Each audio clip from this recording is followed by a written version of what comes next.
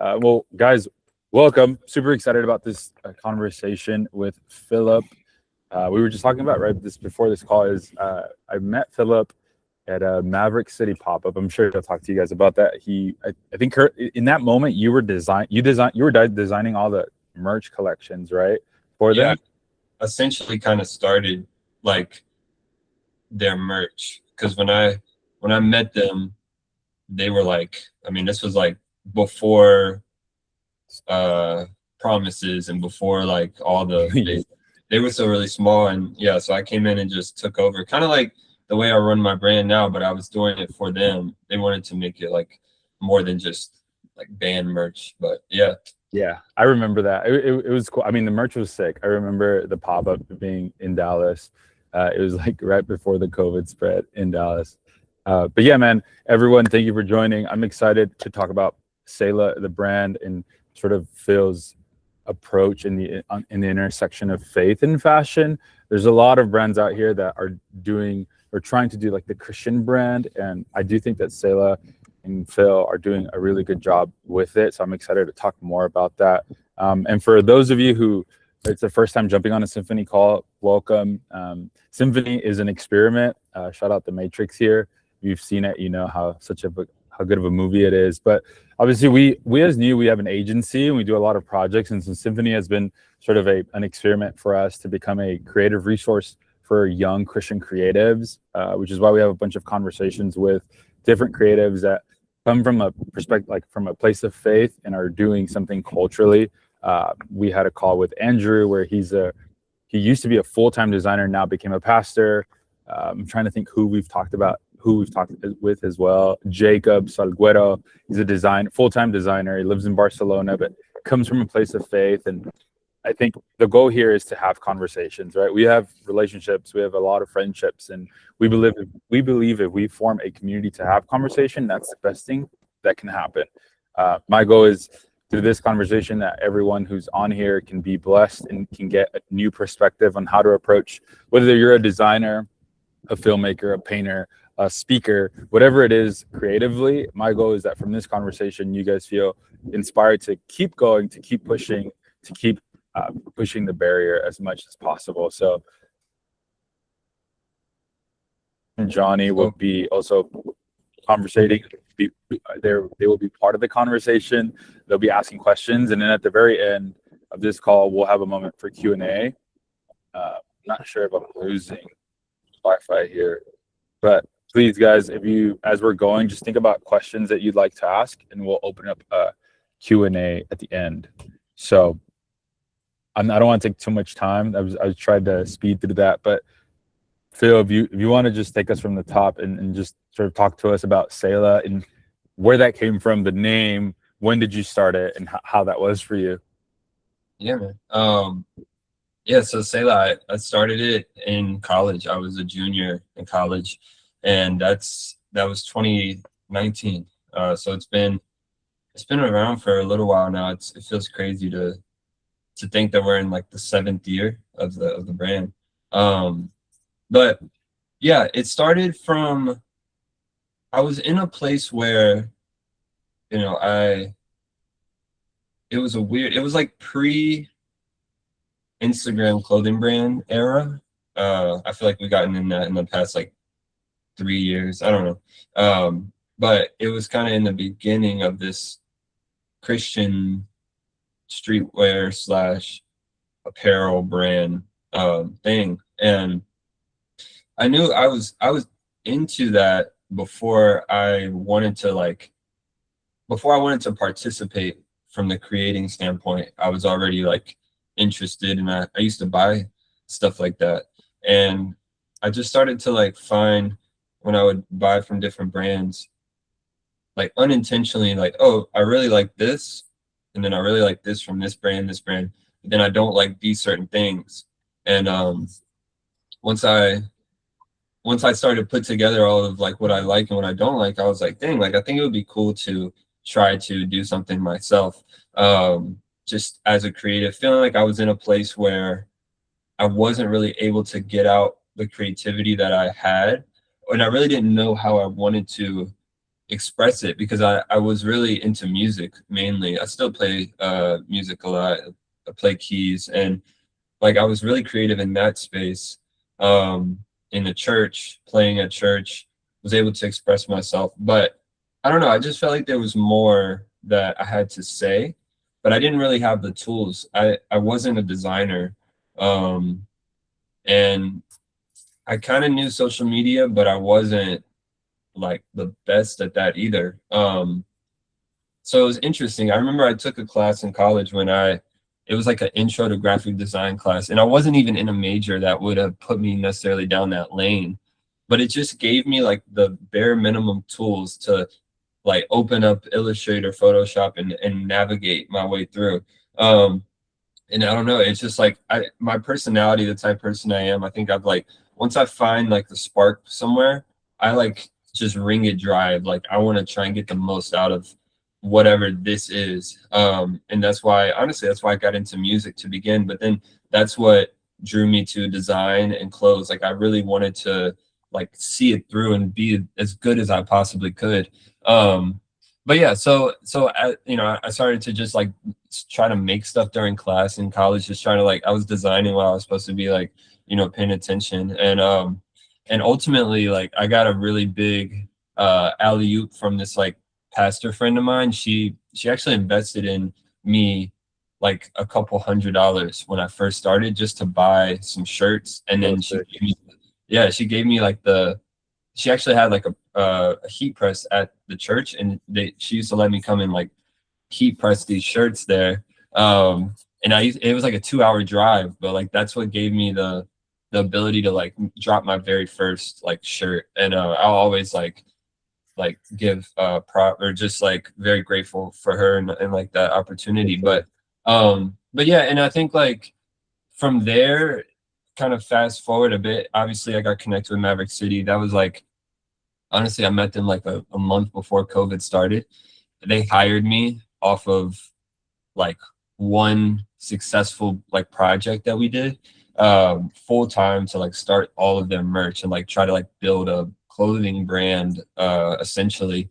And so I had to master, or like figure out the way to balance this thing that was like was my full-time job with them, which was still allowing me to be creative and really like build and like learn. But also I had my own thing in this other hand, that Selah kind of became like a side project for me for a few years, while I was like, I wanted to invest in Selah, but I also knew that like there was a lot of money in this other like thing. And so I couldn't like my all into it,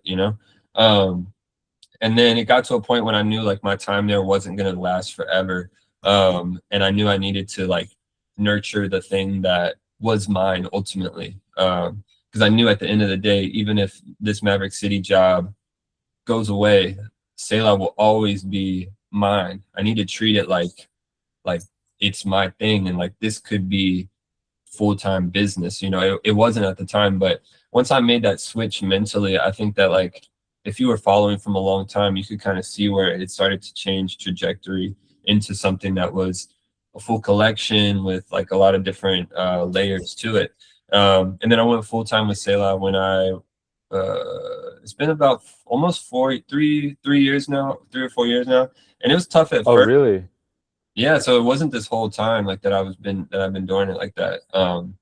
But yeah, it's been about like 3 years and some change where I've full time been doing my brand, which I'm very thankful to God that like I've even had the opportunity to put all my effort into that, and it be able to sustain me and my family and stuff. But yeah, so that's kind of like a fast story of it. What's up, bro? Question: What came first? Like, do you think? I don't know if you can go back and think through it, like making that decision to be like, yo, I'm just gonna like take a risk and like go all in on what I'm doing. I'm sure at the time, like, it wasn't potentially enough for you to like cover your bills and like family and all that stuff. Did you wait for that moment to happen so you can kind of jump fully in, or you took a risk? No, like I think this is the perfect question. I was gonna like probably get into that for sure, and I love it. Because this is something that I've actually had a chance to be able to tell like people multiple times about my experience and like advice for that. Because it's crazy. I saw the writing on the wall with my full-time job, but something that I would tell everyone and something that I did was like, don't abandon the thing that's sustaining you too early, because the thing that like that was my income like on a regular basis. I knew that was there, you know? And I think if I would have jumped ship too early, then I could have watered down my brand in order to survive, if that makes sense. Like I could have like taken more shortcuts or done things that maybe have been a little bit more safe with Selah, in order to just like pay the bills. But like, because people have had people ask me of, you know, hey, I have a brand, but I have a job and I don't know if I'm supposed to like go full time on my brand or blah, blah, blah. Like that's a very real thing. And I always say, I think stay in the thing that is giving you like the sustainability for like your bills and stuff, that allows you to stay like more pure creative, rather than having to jump into like, oh, this brand is now like my life, like my livelihood, you know? If you can like, how do I pay the bills? Yeah. so that was like for me, like I knew there was like an 8-month kind of period where I was still working my full-time job, but I knew I had to start treating Selah like it was like my job. And so I started to like change my mentality before I took the jump, like literally. And I think that little crossover, even once that 8 months, you know, once I finally left Mav, there was still a period, like you said, where I didn't have the, like, I wasn't just like well off right away. You know, there was a grind to get to a point where I could say like, okay, this is really, I'm more comfortable now. But For sure. yeah, it was a transition for sure. What about Definitely. creatively? Like, was it tough for you? How'd you navigate like going through giving Mav at the time your creative like direction, vision, Mhm. and then going to Selah? Because I'm sure there's like a connection point there. Was it one of those things like you'd clock off at like, I don't know, 5 p.m., you know, and in your mind you're like, all right, now it's just a matter of time? Or did you have like creative worlds in your mind where it was like, this falls under Mav and this falls under Selah? Yeah, I think like as my time at Mav like got near like the last like year I was there, it was almost like I feel like it was God that was like forcing me out almost, or like making that decision easier, because I started to get hit with more roadblocks than ever before with Mav, where like I used to have so much creative like autonomy, freedom, and then it just started to become more of like answering to more people, or just having people who like I never would have thought, why am I having to get this approved from so and so? Like you don't even, like, what are we talking, like you don't even know anything about it. So like it actually revealed Like head of itself. finance is like, yo, why are you using this font? Yeah, it's like I'm trying to get different ideas across and I'm having to go through people I never would have expected. But I think it was all intentional, because it actually made it for me in my, I think it was like in my experience, it made it a little bit easier to like compartmentalize that, to like, okay, well, if I'm not able to be as creative as I'm used to with this, then I'm just gonna do what I need to do here to where I can do what I want to do. You know, I can leave that, I can save creativity for what I really wanted to put it towards.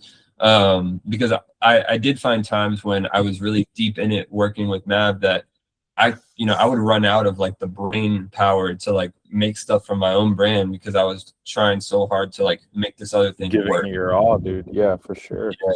But it revealed itself, definitely. Like I didn't have to, yeah, it wasn't as hard as it could have probably been. Yeah, I mean, it'd be interesting, and that's probably where going to like the second point that you had, like being able to identify who you are as you were doing it for Maverick, but even with Selah, how do you differentiate that identity of, okay, you're doing it, Mav was specifically for a worship movement, trying to push that brand, but and also obviously Selah has its own identity. How was that process for you to find an identity for Selah? Mm. Even from Um, like a sorry, Go ahead. even from like a design sorry. language standpoint, like building two separate visual brands. I think I would just piggyback on that. Sorry, go ahead, Spo. Sure. Yeah. No, I think like I always viewed Selah when it from the beginning as like kind of an extension of me. Whatever I'm into at the time, whatever I want to say, like Selah was my opportunity to do that through clothes. And I think I had this realization or just this moment with myself when I was when it was kind of put on the side and on the back burner of my, like working with Mav at the time, where I felt like there was a period where I was doing stuff because I thought it would work for like everyone else or the customer or like, like even based on other people that I saw at the time, like what they were doing. Like I was doing stuff based on that. And I think a lot of that stemmed from ultimately like going back to not having enough like creative energy left to like put towards it. Like I was like taking the easy route of, well, I've seen so and so do this, like what if I try something like that? And then I had this moment where I was like, if I don't approach this from me being the like consumer, me being the ambassador, like if I don't make stuff with me in mind first, I know I'm not gonna fully be able to support it the right way, right? Like I can't, like some other people may be able to do that. They may be able to separate themselves, their own personal interest from maybe their business, that they found something that works. For me, I couldn't do that. Like I can't be because I'm almost like painfully honest. Like I can't like full-heartedly promote something to you if I don't believe in it. Like I'll almost kind of tear it down unintentionally. Like I'll make it seem less appealing to like, because I don't necessarily love it as much as I should. Like I found myself doing that. And so once I had that kind of realization conversation with myself, it changed the way that I would approach design and the way that I would approach the product that I would put out. I would think about like I would run it through a filter of like, is this something that I would wear? Do I like? And obviously there is a point where there's a spectrum of it. It's like there's stuff that maybe I wouldn't wear all the time. It's not my favorite piece, but like I would still support it. And so, as you get down the line, like you do have to, I think that there is a little bit of like a give and take with it. But if it's something I support and that I would rock and that I really like, I can be the ambassador for it. And ultimately it's like true to myself. And so I think that even leads to like what we have here for like the identity of your work, whether it's with the clothing brand or whether it's with, I don't know, whatever you do. I think that what we see a lot of now, what I've seen a lot of is there's a lot of people, business, brands, music, like artists in these spaces that they've like they've made Christianity their brand rather than making like Jesus their identity, or just making the results of their creativity based off of who they are and what they believe, versus like just trying to present a specific way to like reach people in something that they don't even necessarily 100% agree, or like if you have a conversation with them, they might not be like completely backing it. And I think we see that a lot with like the Christian brand now. And it's something that like to me I've never been able to relate to. I found myself like if it's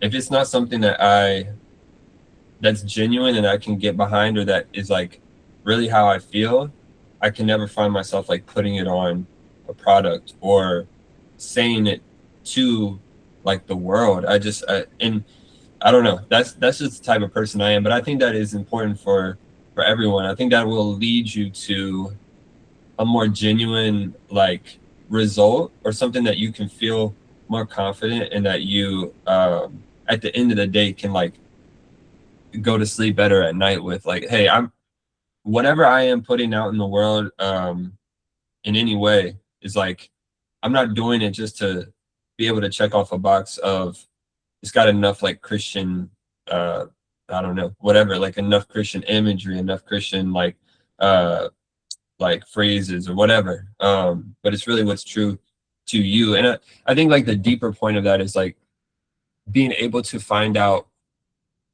like who you are. Like that's what develops. Like what is your identity? And then hopefully from that place, naturally things will flow from you that doesn't feel like it's forced in any way. But to kind of go off of that a little bit, I think something I found myself doing a lot in the early stages, even sometimes like I found myself doing this like recently too at times, and I have to catch myself. I think that when you have an idea and you feel strongly about it, the instinct is to do whatever it takes to like see it through, you know? And I think there is a portion of that that is important. Like it shows your determination. If you have an idea, it's like, let's put it through every process to try and make it a reality. And I think there's nothing wrong with that. But what I would say to that is don't be afraid to have your plans or your idea change. Because sometimes like you may have the idea and you think you know exactly what it's supposed to look like.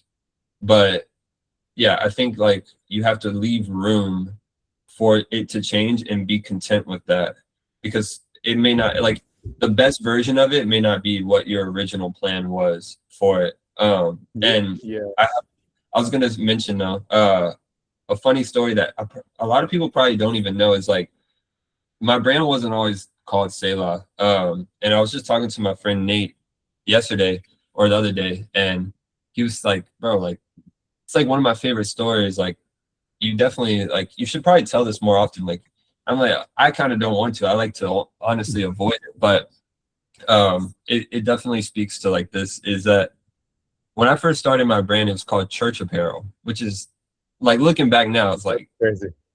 hey man, I don't think we would be here today talking if it stayed Church Apparel, just to be honest with you. I mean, I don't know. For sure. Like, I think there was a lower ceiling for Church Apparel than Selah. But it's crazy because in this time when I met Maverick City, I went to Atlanta. We did the shirt together. It sold out. It had Church Apparel on it. It was like that was it at the time. They hired me. I had 1,000 followers on Instagram for the brand before, like when I first met them. I don't even know how like it's God that we even got connected because I was, you know, just starting. But from that time when I met them and when we did this like collab and stuff, my page grew by like 4 times. Like I was over 4,000 followers. I was feeling great. Like I was like, this is my break. Like it's happening, you know? And I just remember like I got this DM, and I was like, this is spam, like I'm whatever, like this type of stuff. It was this guy who was like, I hold the trademark for your name. If you don't change it, I'm gonna get your Instagram like removed.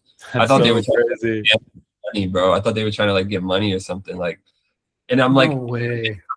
I'm in the midst of like this like amazing moment of like, you know, we're taking off. Like Chandler Moore's wearing the shirt, like it's like going crazy, like this whole thing. Like I'm you know, whatever. And like a week later, I just remember like one day I woke up and he wasn't lying. My Instagram was gone, deleted. Like the Church Apparel page was gone. And it's crazy if you do the research, if you find this person's account, like this guy was like, he wasn't even like actively like selling clothes. Like this was like a, what do you call like a what's that thing, like a Cricut, you know, like where you like do the little heat press like machine thing. Like it was like that. Like it was like this like 50-year-old guy who I found out he's been holding this trademark for like 18 years. I really think he just has it so that way he can like do what he did to me. I don't know, but anyways, so eventually, you know, what it landed on was like I tried to offer to the buy the whole name. He didn't want any money. He didn't really have any negotiation involved. Like there was no way that I was going to get this name back. And I thought, yeah, I thought I was cooked. Like I thought it was done. But eventually what I decided and what I thought was like, the thing was like, hey, the amount of followers I've gotten, or like what, you know, the people that I've connected with, what I've got going on is more important than the name on the brand. And I was still like 6 months old at the time. And so I decided like, hey, if you let me get my Instagram account back, I'll change the name. Like give me like 2 weeks to just come up with something, you know, like I just want to have my page back. I can figure it out. And yeah, ultimately that's where Selah came from. Selah came from me having an idea that I thought was like, this is going to take me whatever. And ultimately I feel like it was God knocking me down to be able to like, hey, there's something way bigger. And ultimately it's like, that's where we've gotten to now with it. And then just to add a little bit, I think there is a lot of like with the name itself. But yeah, I think like in short, Selah to me was a word that always stuck out to me when I grew up like in a Christian school in elementary school. We used to have to always like remember like verses and passages. And I remember Selah was always like, what does this even, like, what does this mean? It was always at the end of, like different chapters. And so I found myself like coming back to it, which led me to, you know, do the research of, hey, what does it mean? Where did it come from? And I really liked how there was a little bit of like unknown in it. It's not like some super like dictionary definition word. And ultimately what I did was I landed on the name without knowing everything about the story of the brand. And I kind of like worked it backwards to where I made the story after I chose the name, which I thought was really, it's just different, but it worked for me. That's a crazy story, dude. Oh my gosh. I bet when you when the Instagram was gone, I can't imagine like being at that high and then all of a sudden your page is gone. That's intense, dude. That's so intense. And then him just not wanting to give it to you. The legal stuff is so crazy. Yeah, but I do think.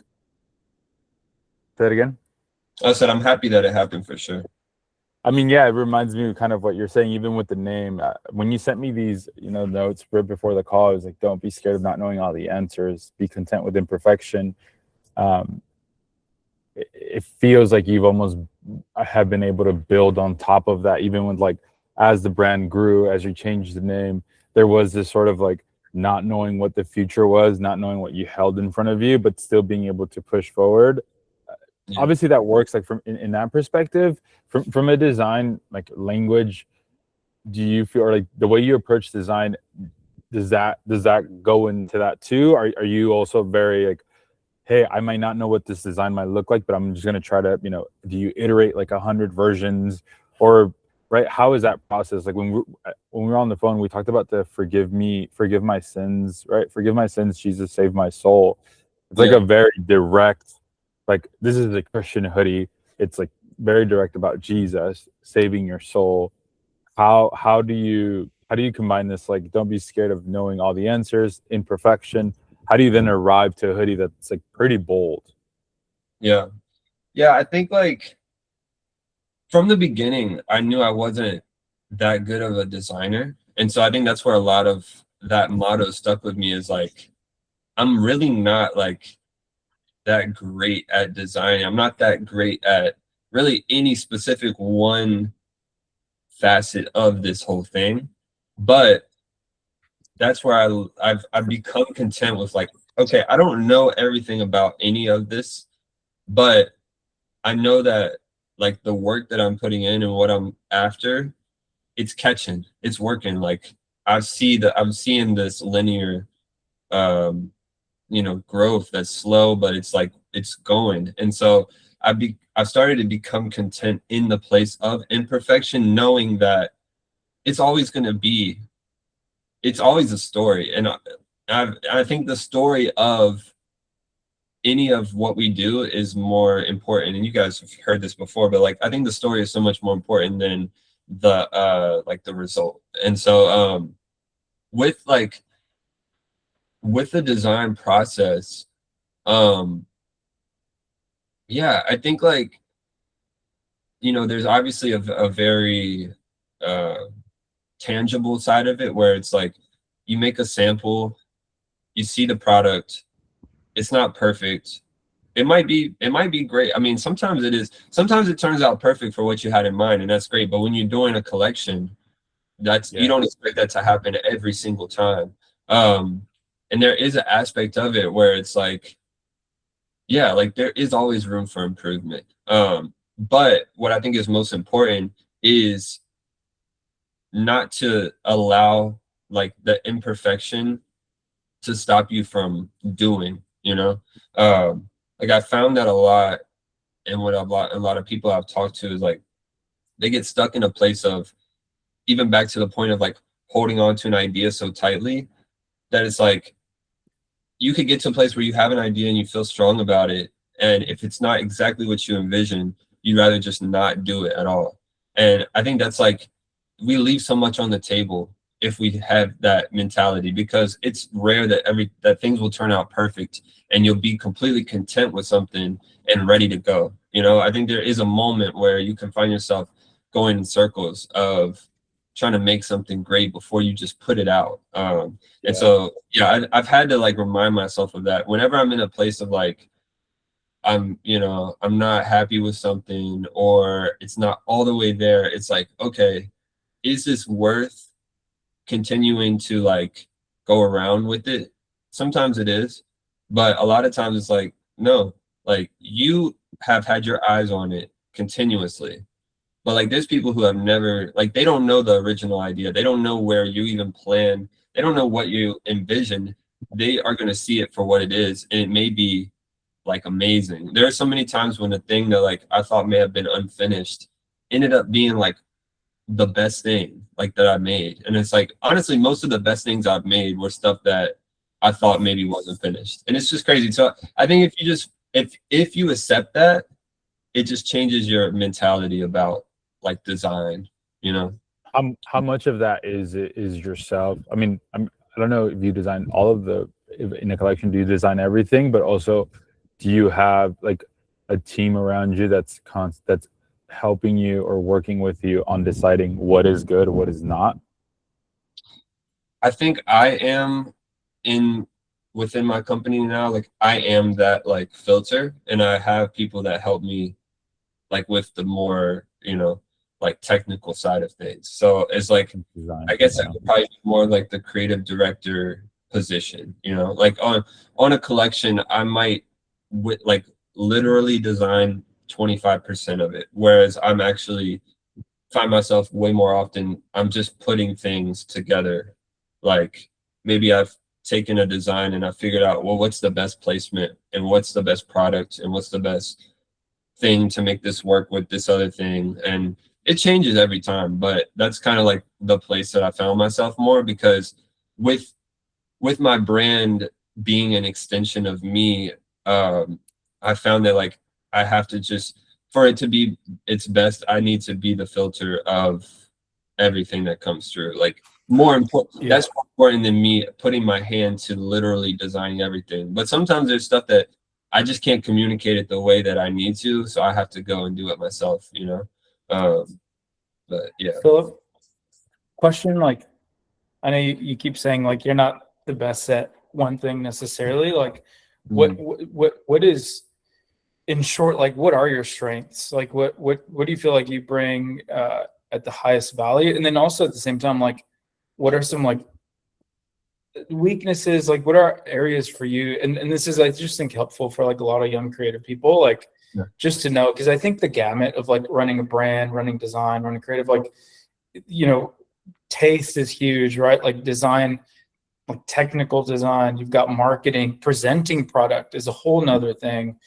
obviously like you're running a company as well. That's a whole other thing. You're managing people. There's just a lot to what goes into like running a brand. And I imagine that like you're pretty self-aware now to know that like you may not be good at everything, but I'm sure there's a few things that like you crush at. Yeah, And at the same time, just like areas that like, yeah, that you're maybe not as good at, and just like how you approach that. for sure. No, I think that's so important for like any creatives is figuring out what is your like what is your best, what are you the best at in the highest, like I say it, like in the highest version of a production. Where is your place? You know, like what do you do the best? And so like and I'm definitely going to get to what you're saying. I just want to mention like I found that so often with like working on like video and like commercials and stuff that we've kind of gotten into in the past year. Is like we have certain people where, oh, like they did this for our commercial, but like if we're being honest, like in their best place they should be doing this instead. And like it's so important to be able to be real with yourself about like what that is for you. Like, are you directing this commercial when you just need to be like the DP? And that's okay. Like, or whatever. But like identifying where your biggest strengths are, and you know, you may get the opportunity to do a lot more than just what you're the best at. But I think it's important to like figure out what you are the best at. So when it comes down to it, you can really hone in on like, how do I get to the highest point of what I'm the best at, if you know, for whatever that is. So but for me and like for Selah, I think, yeah, you have to figure out like if you really want to run a brand personally, it's like you do have to wear many hats. And I think that like you kind of unintentionally or like without even knowing, you start to figure out what you're the best at because you have to do everything, you know. And it becomes very like logistical of like, well, hey, where do I need to spend money? Where can I save it? Like, can I do this myself? Is it worth it for me to do this myself? Or what, like, is my time in this space more valuable than the money it costs to like pay somebody else to do it? You know, it gets very surgical as you grow. But what I've learned and like where I think I hang my hat the best is, like you said, like kind of having the decision and the taste to figure out what works the best product wise. I think that that's something that I'm like very, like I put so much of my effort into that, and I feel very strongly about that. And then also like, and I don't know if this is just that I enjoy this the most, but like actual like product development, like getting an idea from like, maybe I didn't design the literal like what's on it, but like I took like an idea of a product or what it could be and like getting it to the finish line, with even like down to like the factory to the sampling, you know, all of that stuff. I really enjoy that. And like if I could just cut out everything else and just do that, and like I feel like I would do that. But the other thing that I really enjoy doing, and I think I'm really good at, is like the like, I guess it would be the marketing of it. I don't know if like that's too broad for it, but like getting an idea to like do a photo shoot and then do like all the other pieces of this drop, and then like even putting it through social media and rolling out into like a finished product. I love that so much. Like I think sometimes it can be really difficult to actually come up with the creative idea for a new collection when you drop like how many times a year. But the satisfaction of actually doing it, being in those like in the weeds of that, and then seeing like what the result is, it feels like, I don't know, it just feels like it feels like an art project where you're just presenting something. And you know, you get to sell clothes at the end of it. You get to like do something that you can get something back from. It's really fulfilling. I think if I could just take and do that part of it too, I would be content. Like those are two completely different things, but yeah, for sure. And oh, I guess for me, things that I'd say like are on the weeks, like my weak points that I try to just like hand off. Honestly, I would say is like the like designing and literal, like I'm not somebody that can just sit and draw something like crazy. Like that's not my strength at all. Like I can see where something should be placed and like how things work together and proportion, all of that. I'm not a designer like to that level at all, for sure. And then I mean, I think I do a good job of putting people together, but I don't know if I'm the best like personable, like like me communicating with people. Like I don't know if I would be the best like manager, if that makes sense. You know, I would be able to put a great team together, but I don't know if I could do the best job of like managing people if that was like my job. So I mean, and there's a lot of other things, but I'm not that great at.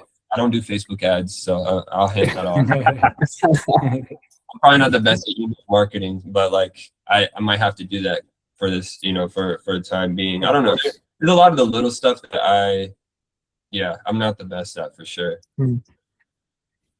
I mean, that's super good, dude. I mean, this is, I think the way you've approached those, the way you approach sort of how you manage people and how you're like, hey, I'm not the greatest designer, but here you go, you design, and then the way you love product. I really appreciate that. And also this, like, inspiration can come in fleeting moments, learning to live in these moments. It makes sense when I look at Selah as a brand, it does breathe like inspiration, right? It breathes like, oh, you know, you're not trying to, you know, here's like a crazy graphic. It's like, yes, it's a really good graphic, but it's also very inspirational and very original. Now speaking to you, it feels so connected to who you are. Like you said, a true extension of the brand. It's like the brand is an extension of you 100%. I'm looking at the chat. We can definitely, I mean, I know we're a little bit running short on time, but we can definitely run on some Q&As here. Blake, do you want to choose some of these questions? Because they're coming in hot. No, we have some great questions here, and I think we can kind of quick hit these and like get I was gonna say, we're on this.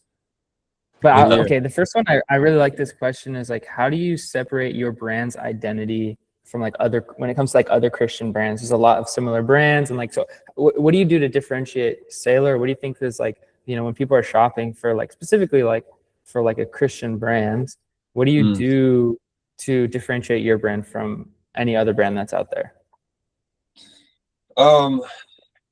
I think like if we're just talking on a very literal sense, is like if I have an idea and I see that somebody did it already, I just move on. Like I think that's an easy way to like, it's an easy way to just like, hey, I'm not gonna do that. Somebody did that and they killed it. You got it.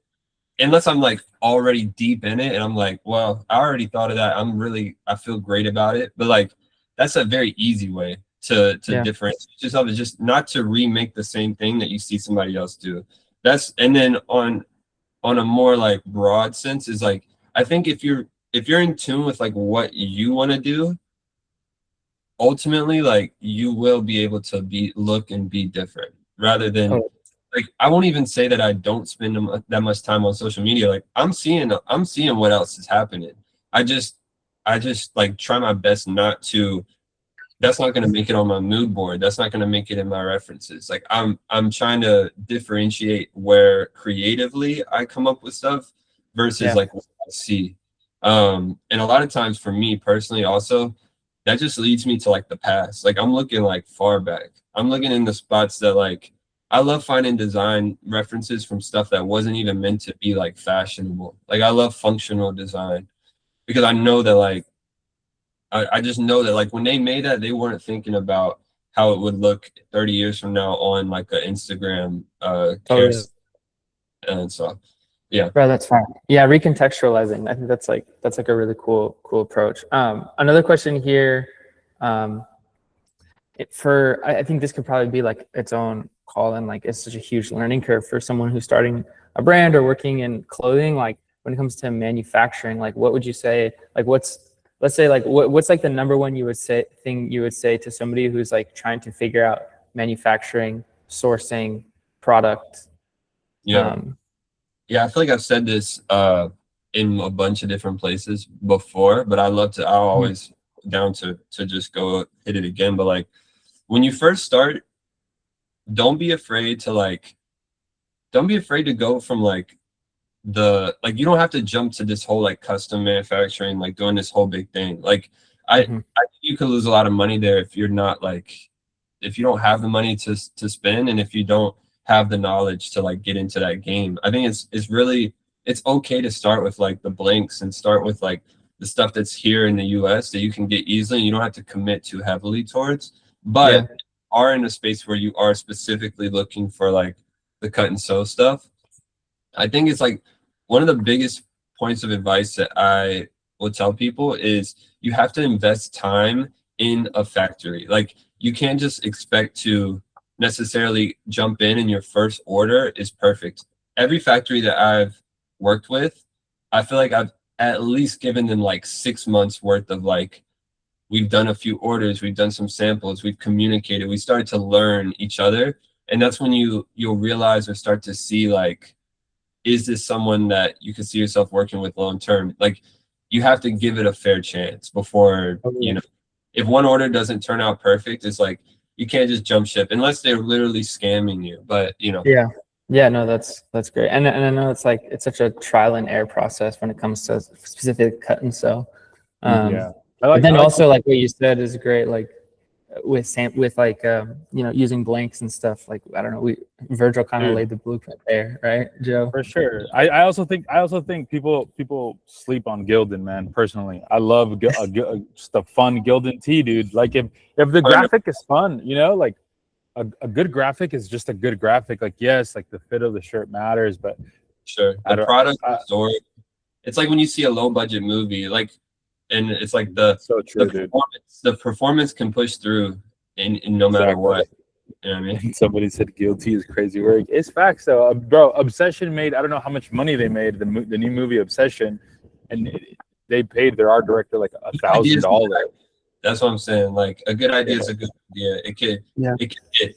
So I'm with you there. I mean, dude, I know we're running out of time here, but when there's one last question and then that's it. When promoting, designing, and assembling a team for Christian clothing brand, what do you think the difference is between a Christian clothing brand and a local church's Christian clothing aiming to be established, a church's brand trying to be establish itself as like a true brand? What do you think are the differences there?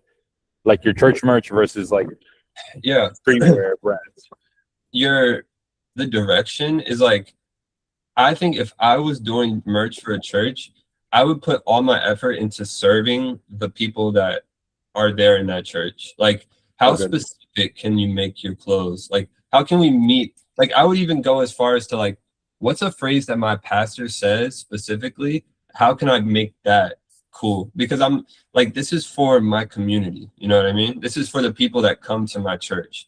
And there is still a way to make it feel like a brand, but still make it like hyper niche and specific to the people that you guys are serving on a week-to-week basis. I think anytime that you can make your subject material as like specific as possible and niche, like I totally am like, I'm with that, bro. Like go for that. And because think about like the people in your church. I don't know how many people you have, but like you could sell a couple hundred of something to the people at your church and that be like successful, you know? Yeah. If every time you drop at your church and you can literally market straight to them. If you sell 500 pieces, that's successful. That's amazing. You know what I mean? So I would recommend going that route versus like, the other way. If you want, we could quick hit some of these. I don't know. You said it's one more, but it's up to you.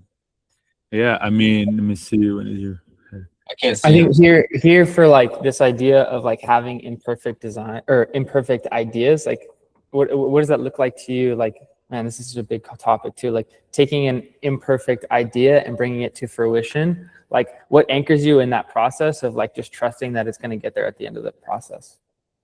Yeah, I think like holding on to the things that like you've like holding on to the pieces of it that you feel like are there. And like the rest of it, let it like sort itself out.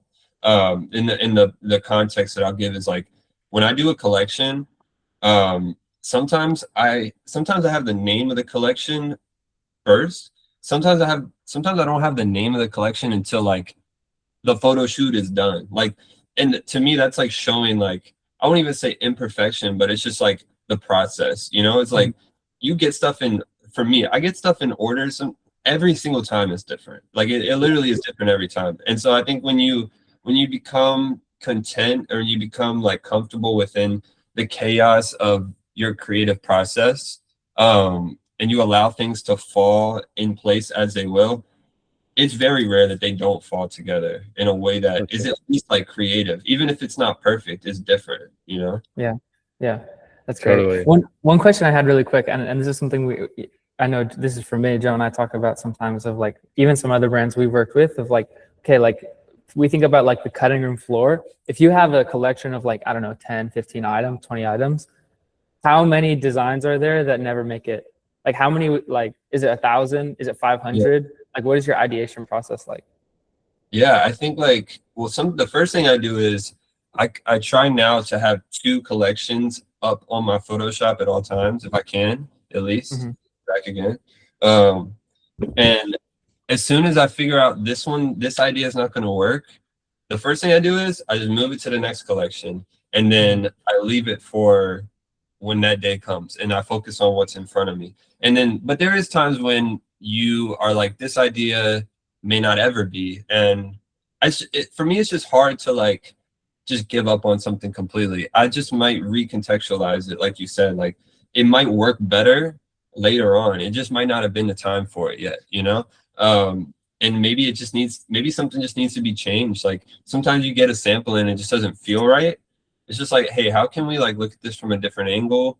Maybe it's better served for a different time. And I've literally had specific products where I pushed because it didn't feel right. And then it literally like fell into a trend that like I didn't even like, you know what I mean? Like it just wasn't time for it yet. And it fell into later on being like almost like perfect timing without me trying to like farm that type of whatever. It just happened. And so I think don't give up on it. Maybe just put it further up the line.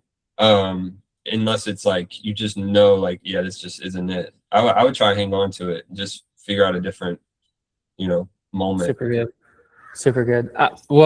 There's a bunch of great questions here, and I'm thinking what we could do is, since we're out of time, I'm gonna take all these questions, and maybe we can have you answer them, Philip, and I'd love to send them in our Telegram chat that we have going, and love to invite all of you guys to join that as well. We have a chat with like, I think probably like 150 plus like church creatives, where we just have conversations, talk about life, design, creativity, projects people are working on. And so it's sort of this, but just like on an ongoing basis. So we'd love to invite you guys to join that. I'll send the link in the chat. And also just, Philip, thank you so much for your time today and for all the work that you do. What do you got there, Philip? I thought we had more time, so I was gonna really like, you know, but I have a few things for my next collection in here, just the samples. Oh, let's do it. I on my archive page. Is it like flipped? The text, you can't really read it. No, you can see it. It says "Tear the Veil" and it's a zip hoodie. I really like, and it's really mind blowing to me to think about the veil tearing when Jesus was crucified, and I was like, I like the idea of like, you can like hold the reverence of that while also being able to, like, the symbolism was that the veil was torn so that we're no longer separated. You know what I mean? And I was like, that's such a crazy, like, such a crazy visual. I mean, it's insane. So and then I just have this little, this is actually for the ladies, so it's like a little zip up, that's like hard. track type of super lightweight. Really I'm trying so hard to communicate quality while like not having to be like heavyweight. And then what I was gonna say, like, even to like, sometimes I'll make something like that, and then sometimes I'll have like something like this where it's like there's only one name, you know, just straight up. That's so good. I think both of those can exist together. Lastly, I have this like track zip up Oh, sick. breaker, this new logo we're doing. But yeah, these will be coming out at the end of the month, so y'all get a little sneak peek. Yep. So fire, dude. Thank you for sharing that. I love the yellow zip is crazy. So Yeah. sick. I love the symbolism and the way it works, like right in the I hope middle as you're zipping it. Is it yellow or is it green? It's like a lime green to me. Yeah, it's like that neon green kind of. Yeah, it might look yellow though, but it's like that kind of neon. I've never done something like that color, so but yeah, I like trying just different stuff like that. But Yeah, I think the combination of that quote and then that color is it's gonna be fire. loud. Yeah. Yeah, dude. Sick. Well, thank you, Phil. Thank you so much for your time. Thank you, everybody, for jumping on. Thank you, guys. This entire video will be on our YouTube, and then we'll send more. We'll be clipping stuff on Instagram, and then if you guys can join the Telegram, we're always on there, just kind of sharing ideas, and everybody's throwing out their creative projects. So, thank you guys for jumping on. Thank you guys. See you, Phil. See you, Thanks, Phil. man. Bye, guys. Peace.